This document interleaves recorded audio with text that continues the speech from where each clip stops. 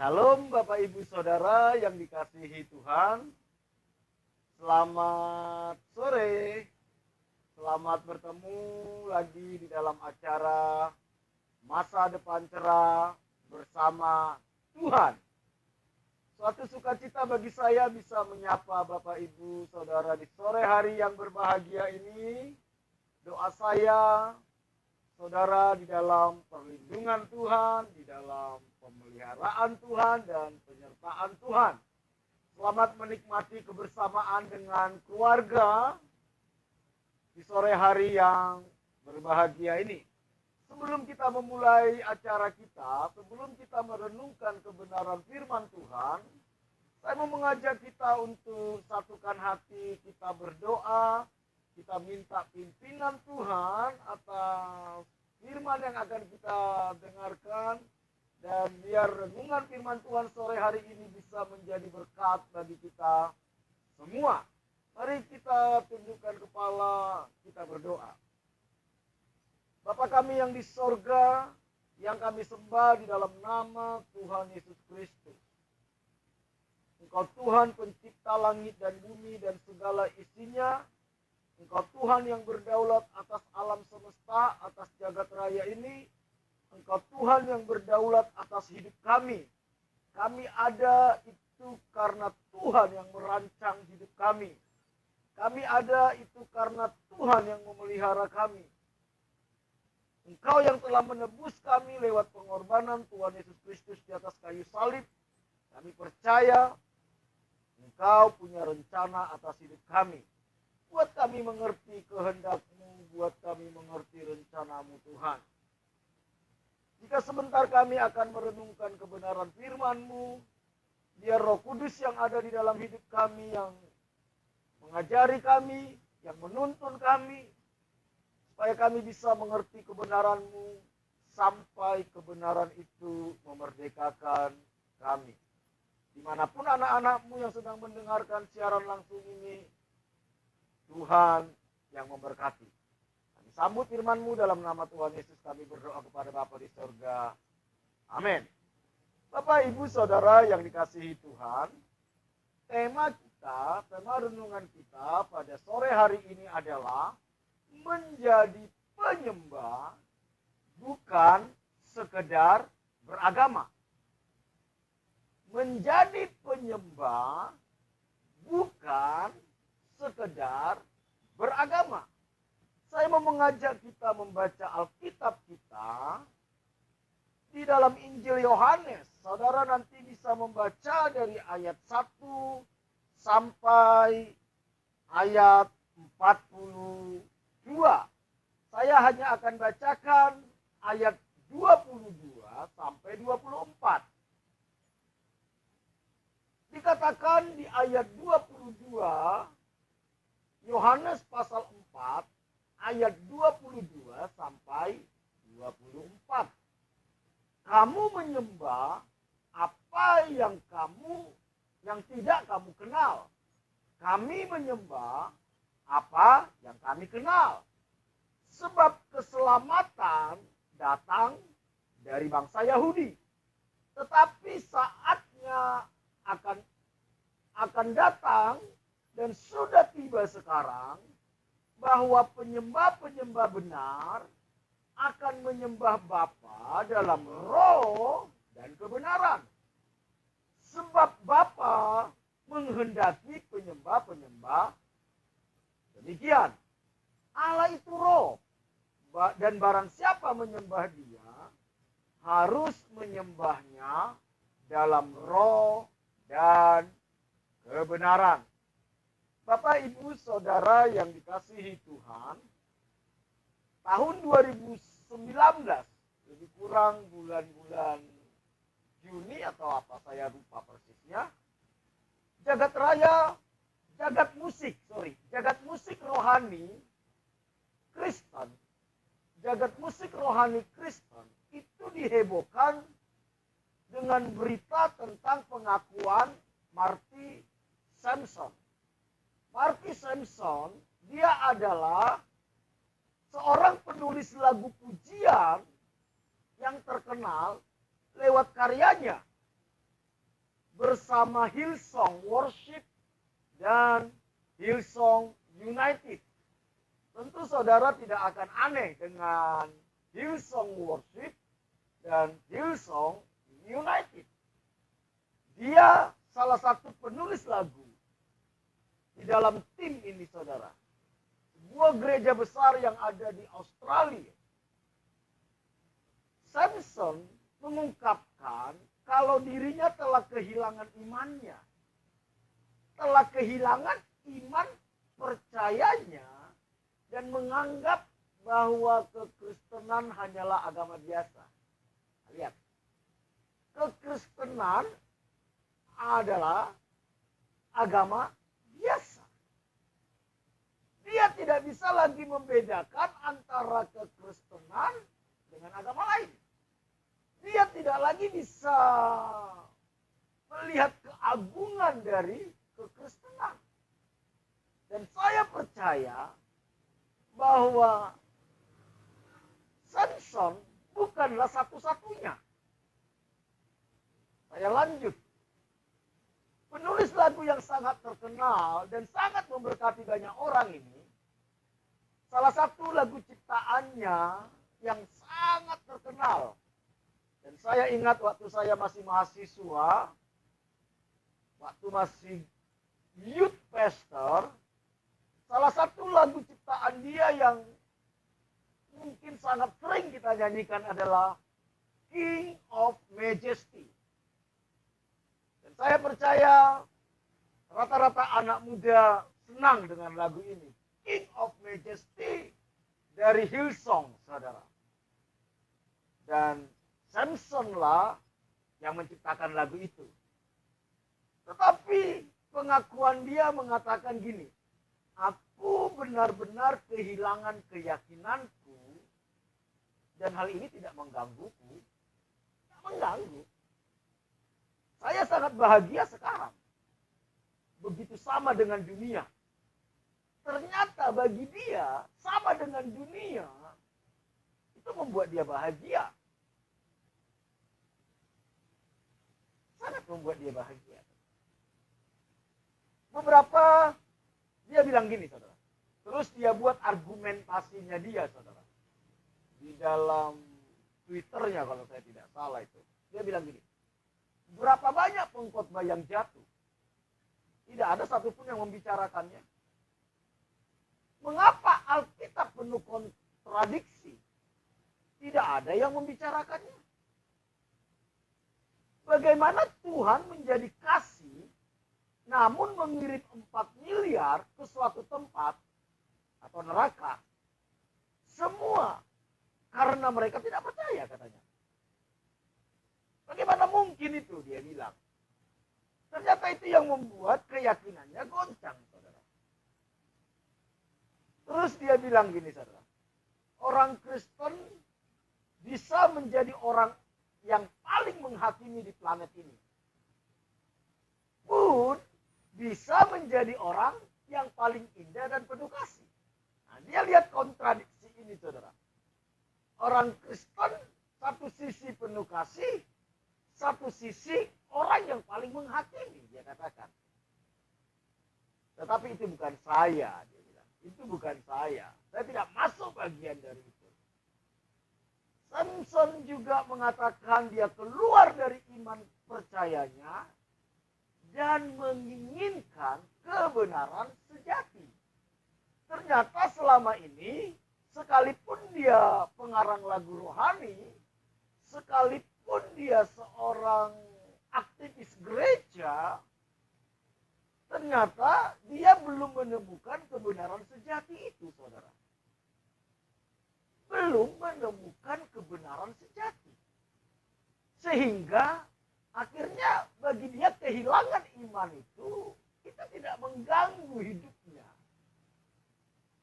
Bagi dia sama dengan dunia itu kebahagiaan. Kebahagiaan. Pengakuan Samson ini mendapat reaksi yang beragam dari kalangan Kristen, saudara. Khususnya tokoh-tokoh agama di dunia, ya. Ada banyak komentar-komentar, saya tidak perlu sebutkan di sini karena mengingat waktu. Bapak Ibu, saudara yang dikasihi Tuhan, orang yang sudah lama melayani di dalam pujian penyembahan bisa memutuskan untuk meninggalkan imannya. Ini menarik. Tentu ini menjadi perenungan bagi gereja tentang esensi dari penyembahan tersebut. Apa sebenarnya esensi dari penyembahan tersebut?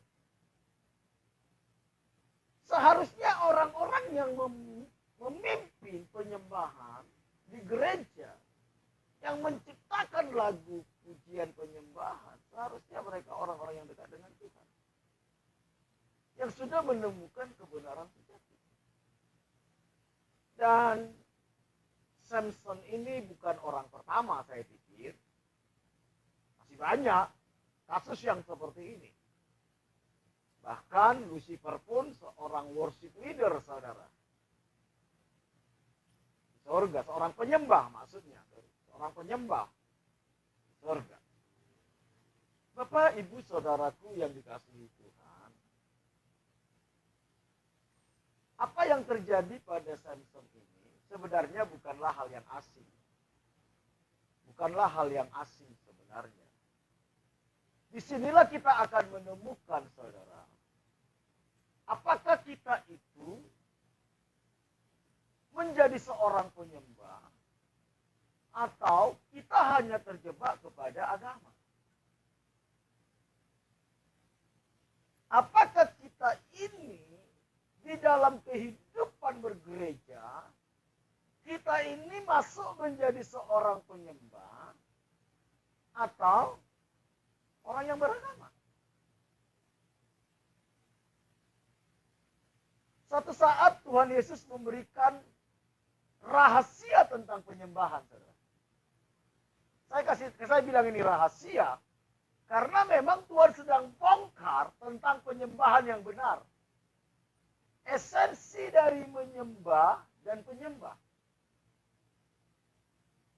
Tuhan Yesus membukakan rahasia esensi dari menyembah dan penyembah. Kita harus pisahkan dua kata menyembah dan penyembah. Yang menarik, saudara, yang menarik dari apa yang kita baca dari Injil Yohanes pasal 4, kalau saudara nanti baca semua itu, mulai dari ayat 1, saudara. Yang menarik, rahasia tentang penyembahan itu Tuhan bukakan bukan kepada ahli Taurat. Bukan pula kepada murid-murid. Tetapi kepada seorang wanita Samaria yang berdosa. Ini menarik bagi saya. Kenapa Tuhan Yesus tidak bukakan esensi penyembahan kepada murid-muridnya? Ini perlu dibedah tentunya, tapi bukan di tempat ini, saudara. Tuhan bukakan kepada orang Samaria. Dan orang Samaria ini bukan orang baik-baik, saudara. Nanti kita lihat.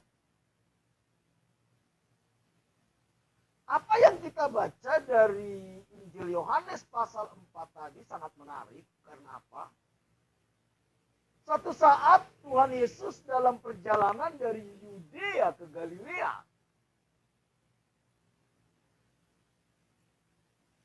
Tuhan Yesus harus melintasi daerah Samaria. Daerah Samaria. Nah, biasanya itu dihindari mereka, saudara. Dihindari. Karena memang gini. Orang Yahudi itu tidak berteman dengan orang Samaria. Yesus melewati Samaria dari Yudea ke Galilea. Karena letih, siang hari, saudara, jam 12 siang, Tuhan Yesus mampir di Sikar. Di Sikar itu, di Samaria, ada sebuah sumur Yakub. Sumur yang dibuat oleh Yakub tentunya, makanya disebut sumur Yakub.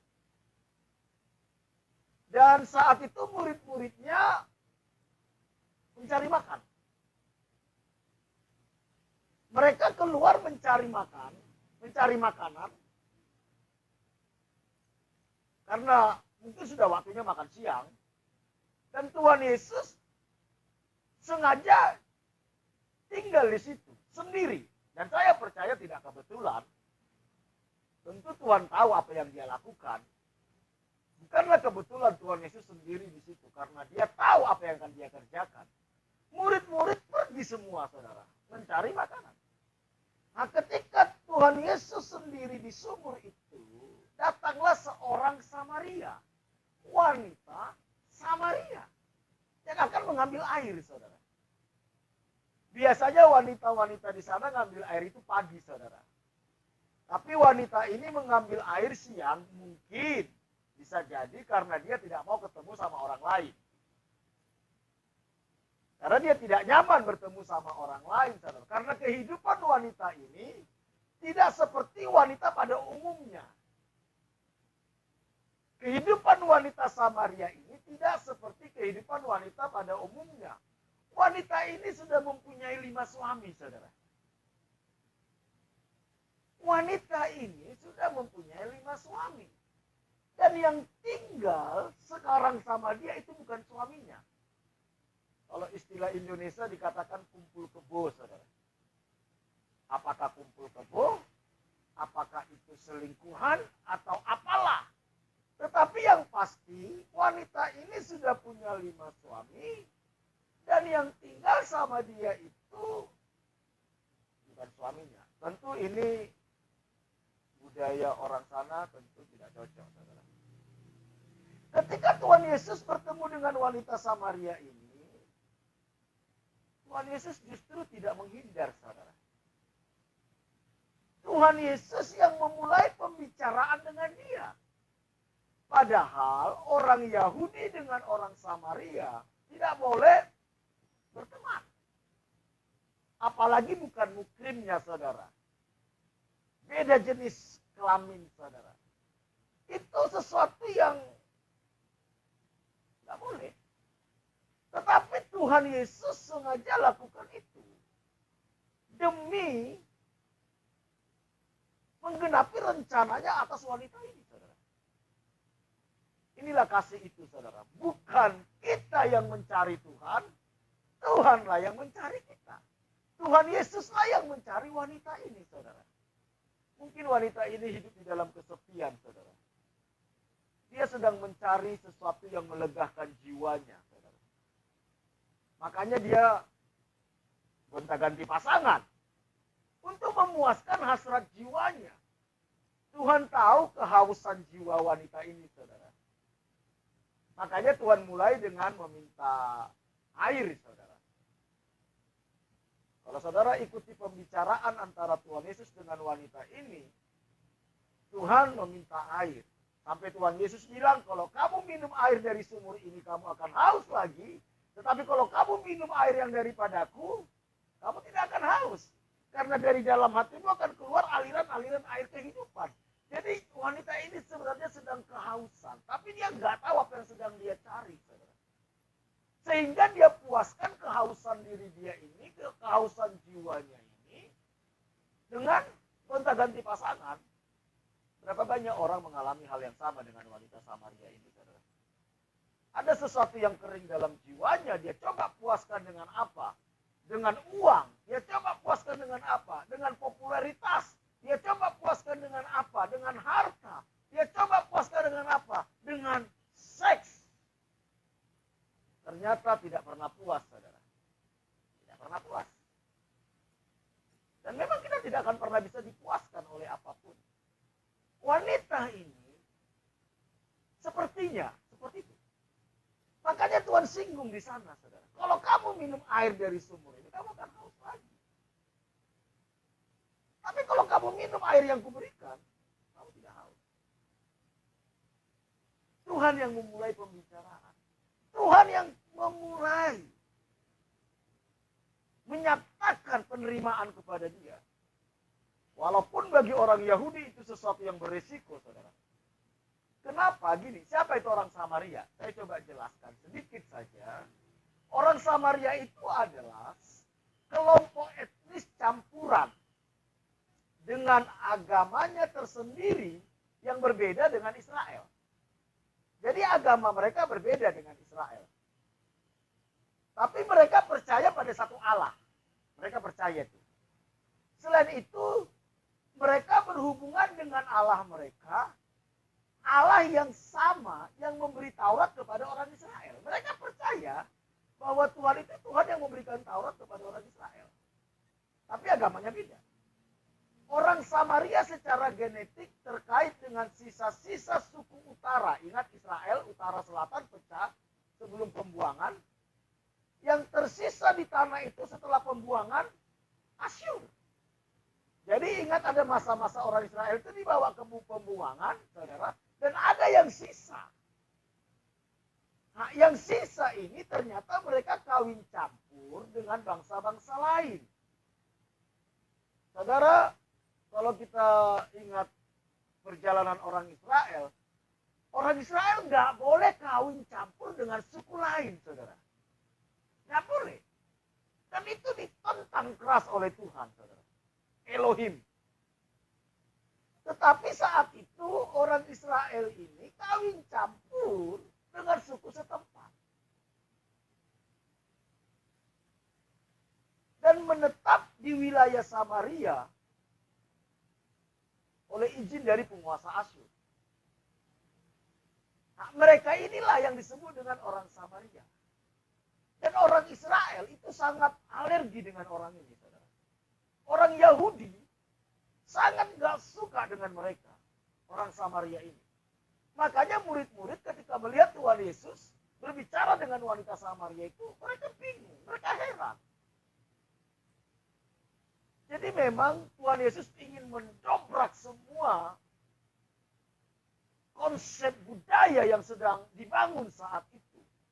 Itu yang pertama, saudara. Nah, yang menarik, saudara, justru Tuhan Yesus membuka rahasia penyembahan kepada wanita Samaria ini.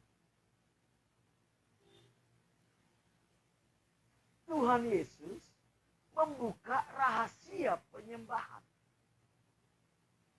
Ternyata wanita ini bukan orang yang tidak mengerti agama. Dia mengerti agama. Bahkan dia tahu tentang bagaimana ritual agama nenek moyangnya. Dan bisa jadi, walaupun kehidupannya seperti itu, bisa jadi. Namun, ketika Tuhan bongkar kehidupan pribadi wanita ini, Tuhan bilang gini, panggil suamimu.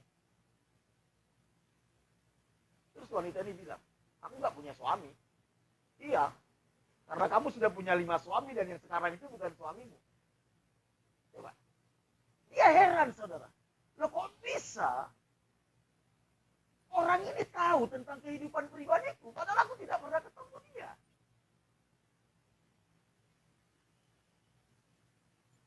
Dan orang ini terbuka sama Yesus. Saudara, kalau saudara ingin mengalami terobosan dalam rohani, kita harus belajar terbuka sama Tuhan atas semua kelemahan kita. Kita harus terbuka semua. Kita nggak boleh membela diri, nggak boleh menyembunyikan. Izinkan Tuhan buka, saudara. Dan wanita ini terbuka, saudara. Iya. Kamu belum punya suami, tapi yang sekarang pun bukan suamimu, katanya. Ketika Tuhan Yesus membongkar kehidupan pribadi dari wanita Samaria ini, saudara, bagaimana reaksinya? Coba lihat. Kata perempuan itu kepadanya, Yohanes 4 ayat 19 sampai 20. Yohanes pasal 4 ayat 19 sampai 20 dikatakan, Tuhan, nah lihat. Sebelumnya dia melihat Tuhan Yesus sebagai pria biasa, saudara. Tetapi ketika Tuhan Yesus bongkar pribadinya, saudara, dia langsung bilang gini, Tuhan, nyata sekali sekarang kepadaku bahwa engkau seorang nabi. Nah, mulai dari orang biasa, dia melihat Yesus sebagai orang biasa, sebagai nabi. Nenek moyang kami menyembah di atas gunung ini. Tetapi kamu katakan bahwa Yerusalemlah tempat orang menyembah.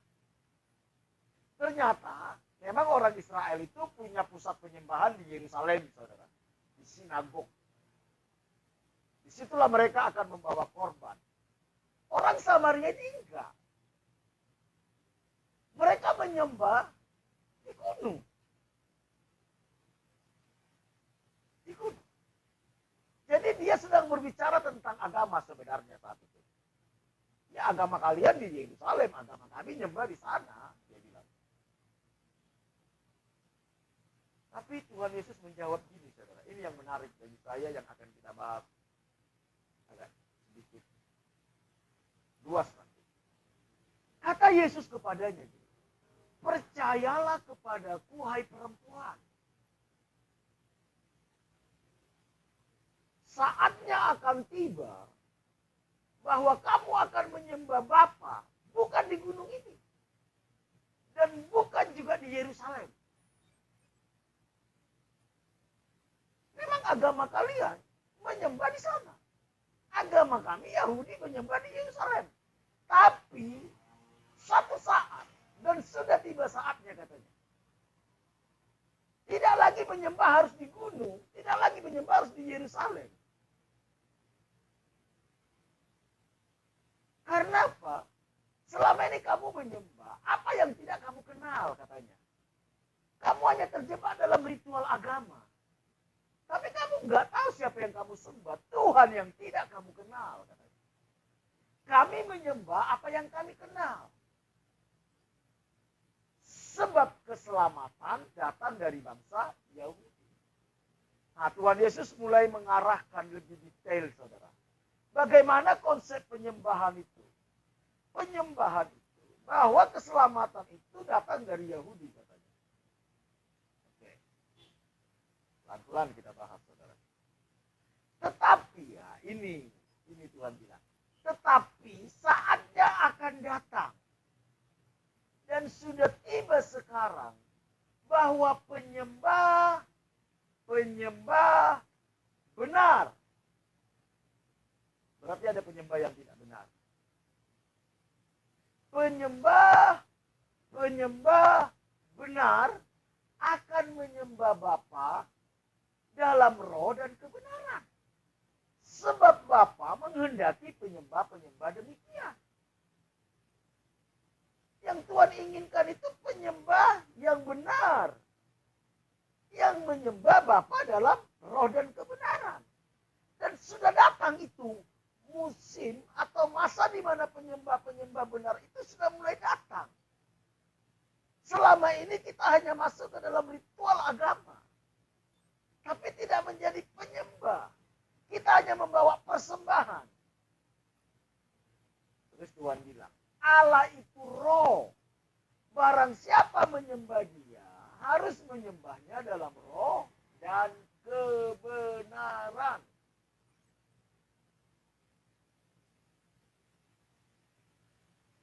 Harus menyembah dalam roh dan kebenaran. Bapak Ibu, saudaraku yang dikasihi Tuhan. Wanita Samaria ini berbicara tentang kalau menyembah harus di gunung. Kami di gunung. Kalian di Yerusalem. Kalau nggak ke sana, nggak boleh. Konteks pembicaraan Tuhan Yesus dengan wanita Samaria ini sepertinya sangat relevan dengan apa yang kita alami hari-hari ini. Sangat relevan sekali. Kenapa saya bilang sangat relevan? Tidak sedikit orang Kristen yang merasa belum beribadah kalau tidak ibadah di dalam gedung gereja. Kalau tidak di Yerusalem, itu belum ibadah. Kalau tidak di gunung seperti nenek moyang kami, itu belum ibadah. Kalau tidak di dalam gedung gereja, itu belum ibadah. Tuhan sedang membukakan tentang esensi dari penyembahan itu. Penyembahan itu bukan di tempatnya.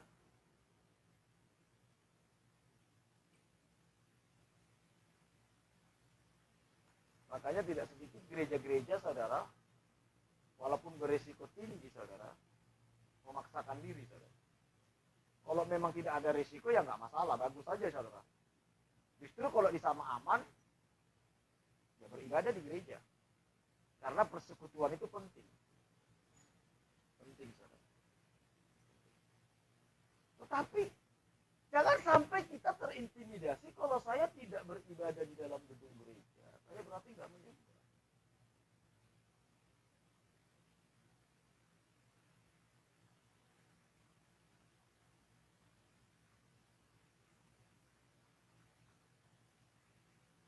Bapak Ibu,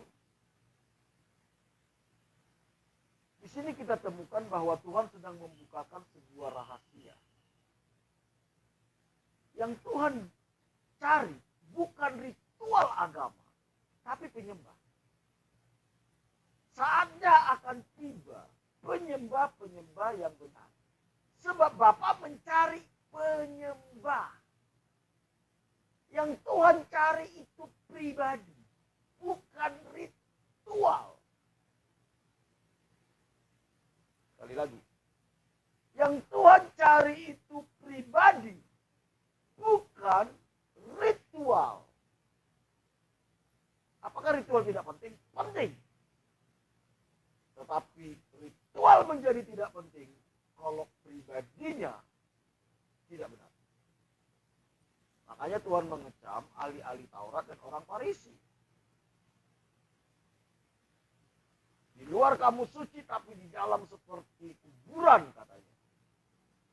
Karena mereka terjebak kepada ritual.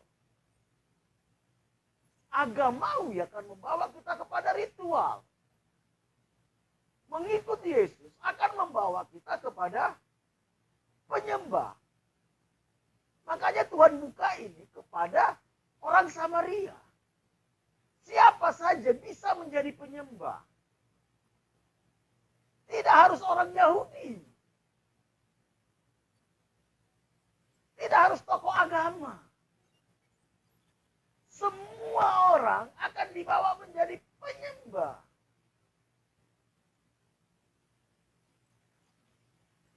Ketika kita terjebak kepada ritual agama, kita tidak tahu siapa yang kita sembah.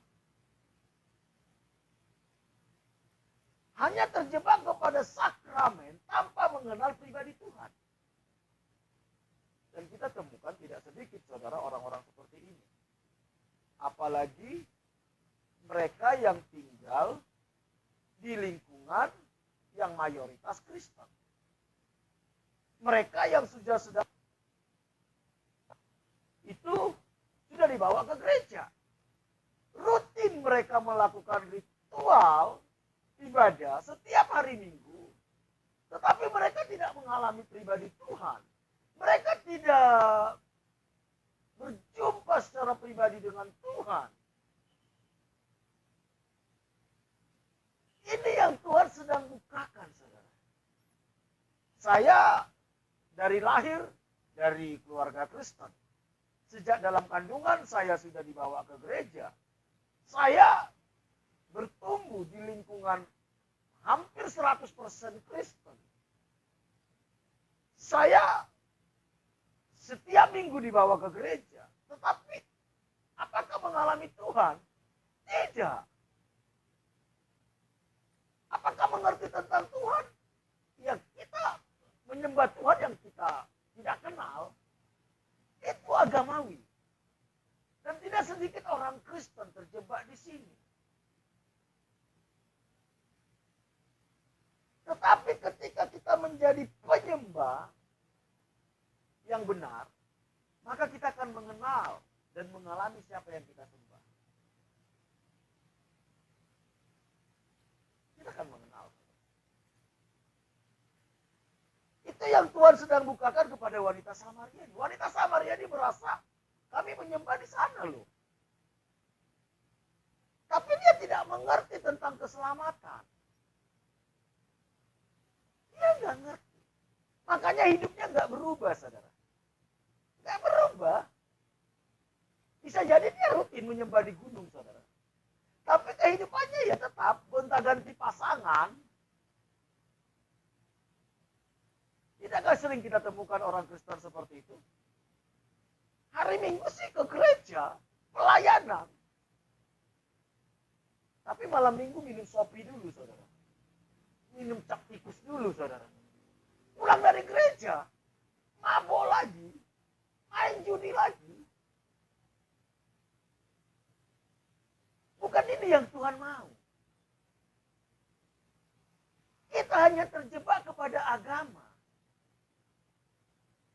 Minggu sih ke gereja. Jangan coba-coba ada yang menghina agama Kristen. Pasang badan, saudara. Bunuh-bunuhan pun oke. Tapi ketika ditanya, kamu kenal siapa Tuhan? Oh, gak tahu, saudara. Cuma saya tahu Yesus. Yesus yang digantung itu. Tapi dia gak mengalami kasih Tuhan. Dia gak mengalami pribadi Tuhan. Itulah yang dialami wanita ini, saudara. Tapi Tuhan luar biasa. Dibukakan kepada wanita ini. Ketika kita menjadi penyembah yang benar, maka kita akan mengenal dan mengalami siapa yang kita sembah. Yang Tuhan inginkan bukan persembahannya, ritualnya. Bukan. Yang Tuhan inginkan adalah penyembahnya. Artinya pribadinya. Nanti kalau saudara lihat lagi di dalam Roma 12 ayat 1 dikatakan gini. Demi kemurahan Allah, aku menasihatkan kamu, persembahkanlah tubuhmu sebagai persembahan yang hidup, kudus dan berkenan kepada Allah. Itulah ibadahmu yang sejati. Nah, jadi pribadi lagi yang dibawa Tuhan, saudara. Jadi penyembahan itu tidak bisa dipisahkan dengan hubungan yang eksklusif dengan Tuhan. Hubungan yang eksklusif dengan Tuhan. Bukan cuma sekedar ritual hari Minggu. Saya selalu bilang sama jemaat bahwa hari Minggu itu celebration. Merayakan bagaimana hubungan yang intim dengan Tuhan setiap hari. Dan kita rayakan di dalam ibadah Minggu. Makanya disebut ibadah perayaan. Apanya yang kita rayakan? Kemenangan-kemenangan kita. Dari Senin sampai Sabtu, hubungan intim kita dengan Tuhan, penyembahan kita kepada Tuhan. Kita bawa hari Minggu, kita rayakan bersama-sama. Nah, sekarang apa itu penyembahan? Dan apa itu menyembah? Supaya kita tidak terjebak, saudara. Sehingga kalaupun hari-hari ini mungkin Bapak Ibu Saudara sudah 2 bulan gak pernah ibadah di rumah, di gereja, saudara. Jangan merasa, waduh jangan-jangan saya masuk neraka ini. Soalnya saya gak masuk gereja lagi. No.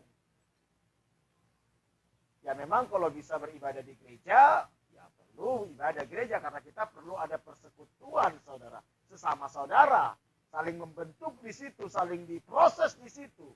Belajar untuk saling mengasihi di situ.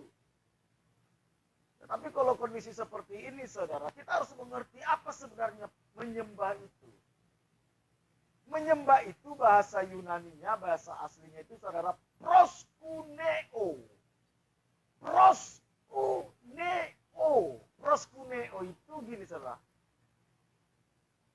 Mencium.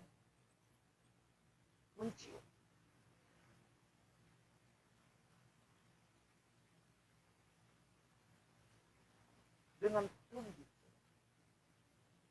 Jadi proskuneo itu ada unsur di mana kita tunduk, di mana kita percaya, di mana kita mengakui, di mana kita cinta, di mana kita memuja, di mana kita berharap.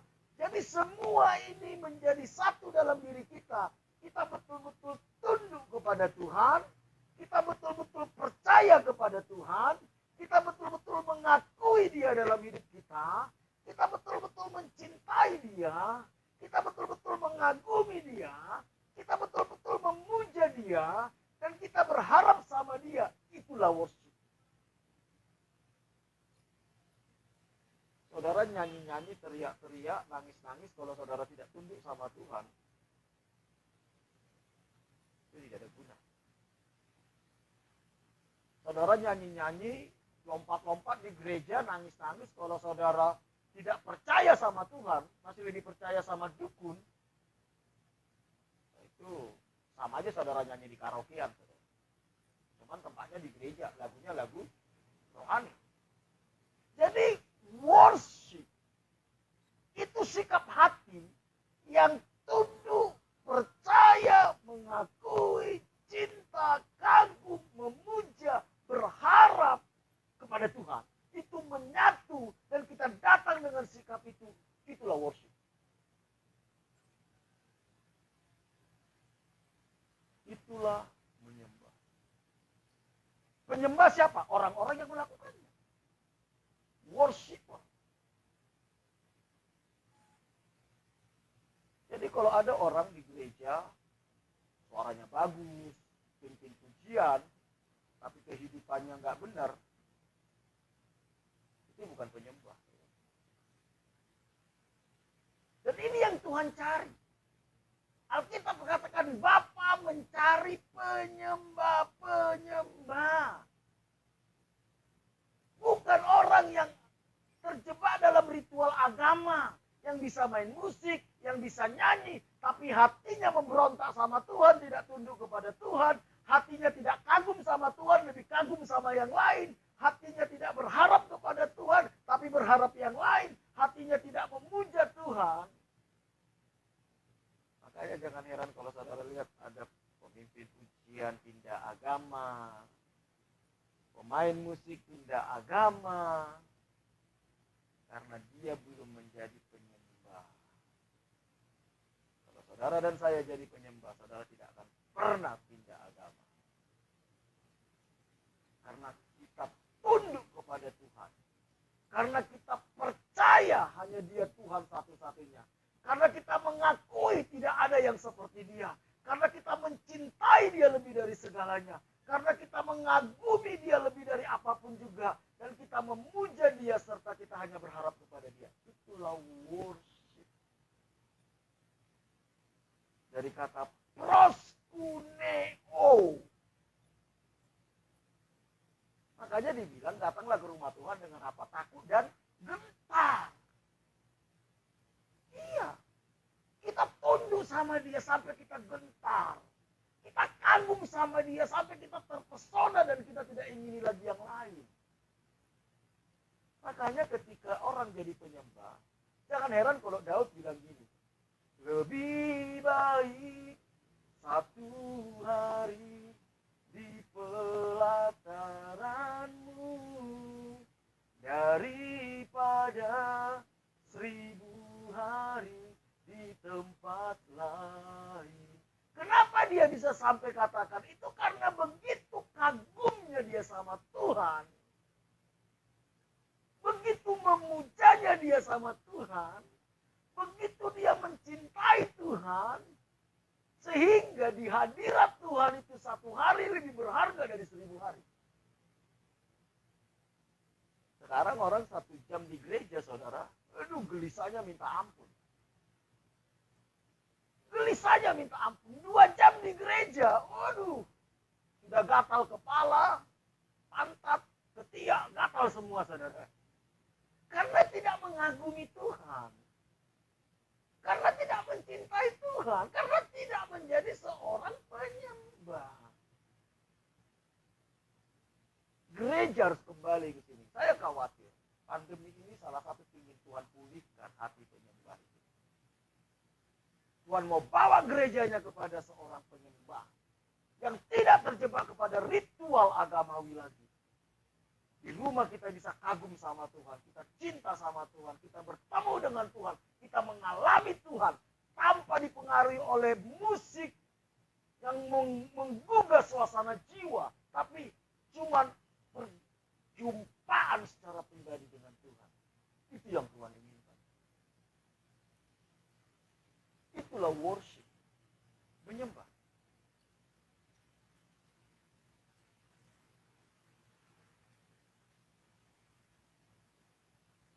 Jadi menyembah tidak ada hubungan dengan menyanyi. Menyanyi itu cuma ekspresi. Menyanyi bukanlah menyembah. Menyembah tidak sama dengan main musik. Musik hanyalah salah satu bagian kecil sarana untuk menyembah. Bagian kecil sekali. Menyembah tidak sama dengan menari.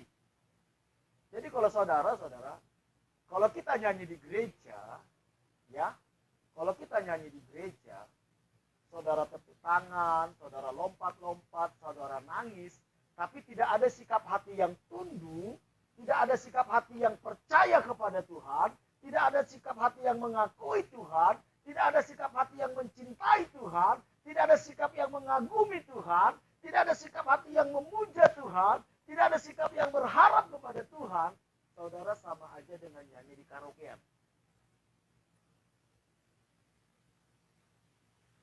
Sama aja dengan nyanyi di tempat karaokean.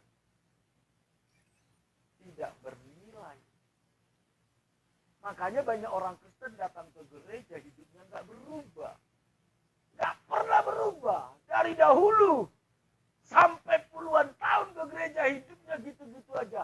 Karakternya sama, pola pikirnya sama, selera jiwanya sama. Karena memang dia belum jadi penyembah. Dia hanya terjebak kepada agamawi dan ritual agama.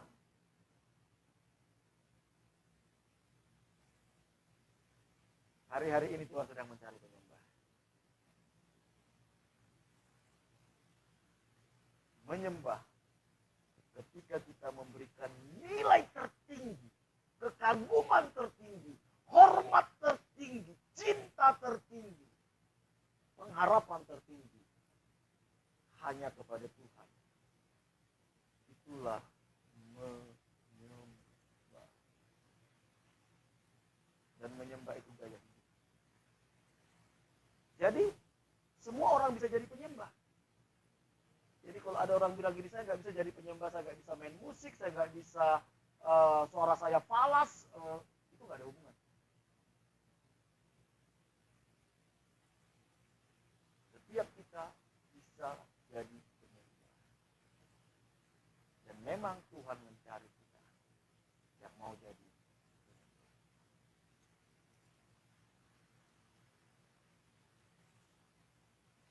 Dampak dari penyembah.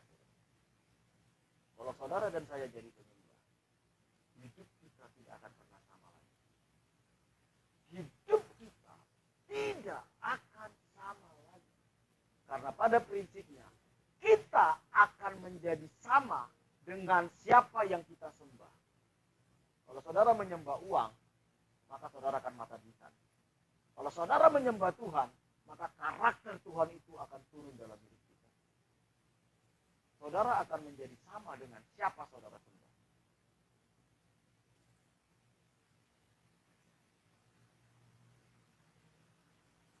Lihat, ketika wanita ini mengerti tentang penyembahan, ketika wanita ini hidupnya ditransformasi menjadi seorang penyembah. Di ayat 39 sampai 42 dikatakan, dan banyak orang Samaria dari kota itu telah menjadi percaya kepadanya karena perkataan perempuan itu yang bersaksi.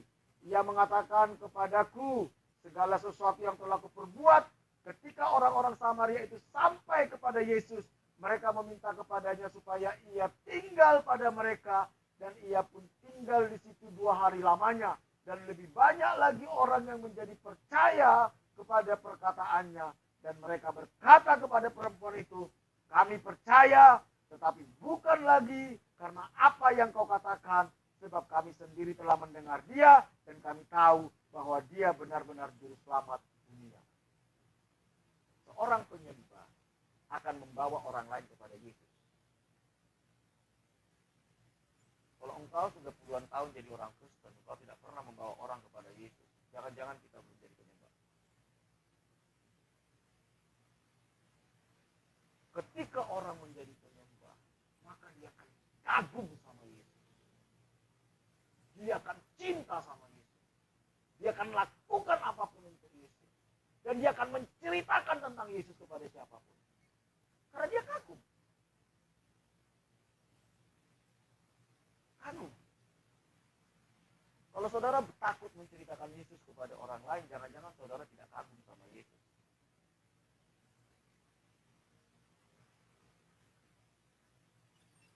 Karena kita belum menyembah. Bapak Ibu, saudaraku yang dikasih Tuhan. Mungkin pelajaran ini cukup berat bagi kita. Tapi ini akan menolong kita di masa-masa pandemi ini. Untuk kita mari membawa hidup kita menjadi penyembah. Penyembah. Tuhan mencari penyembah, bukan mencari orang yang terjebak kepada agamawi.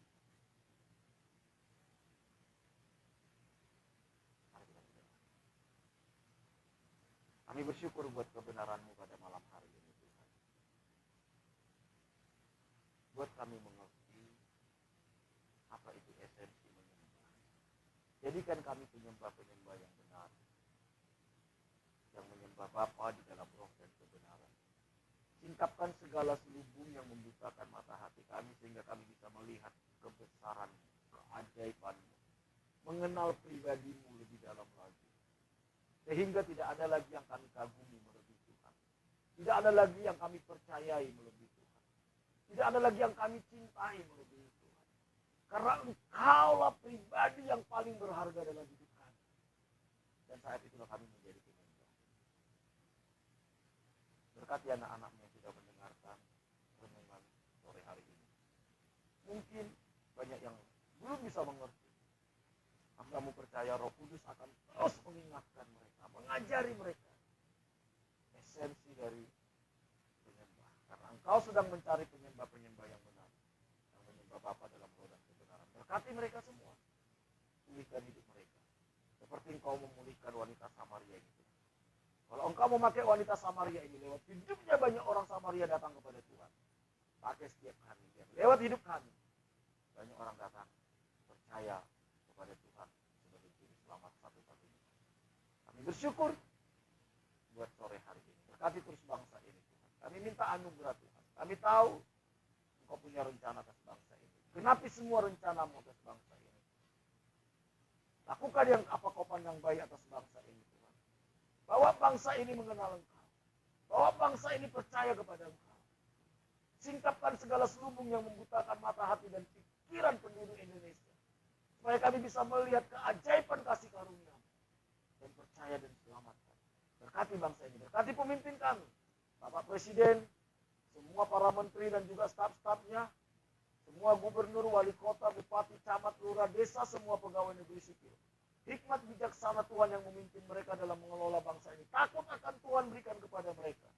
Segala rancangan-rancangan jahat orang atas bangsa ini, biar digagalkan di dalam nama Tuhan Yesus. Pulihkan bangsa ini, pulihkan gereja Tuhan, pulihkan umat Tuhan yang ada di bangsa ini, pulihkan hamba-hamba Tuhan. Kami bersyukur, berkati TNI Polri yang menjaga keamanan, beri mereka kekuatan, beri mereka kesehatan, hikmat bijaksana Tuhan. Lindungi mereka, lindungi keluarga mereka. Berkati semua para medis yang sedang berjuang untuk menolong orang-orang yang kena COVID-19 di bangsa ini. Semua dokter, semua perawat, semua orang yang bekerja di rumah sakit, semua orang yang bekerja di puskesmas, Tuhan jagai, lindungi mereka. Berkati mereka Tuhan. Hikmat bijaksana Tuhan memimpin mereka. Berkati kesehatan mereka, lindungi keluarga mereka. Kami bersyukur, kami percaya kemuliaan-Mu akan memenuhi bangsa ini. Pujilah Engkau, berkati JJKP di tempat ini. Damai sejahtera sukacita kebenaran-Mu tinggal di sini. Apa saja yang dikerjakan di tempat ini Tuhan buat berhasil. Bawa semua orang yang ada di tempat ini mengalami kasih karunia. Terpujilah Engkau dalam nama Tuhan Yesus Kristus kepada Bapa di surga. Amin. Bapak Ibu Saudara yang dikasihi Tuhan, acara kita selesai. Sampai ketemu besok jam 6 sore dalam acara Masa Depan Cerah bersama Tuhan. Tuhan Yesus memberkati kita semua.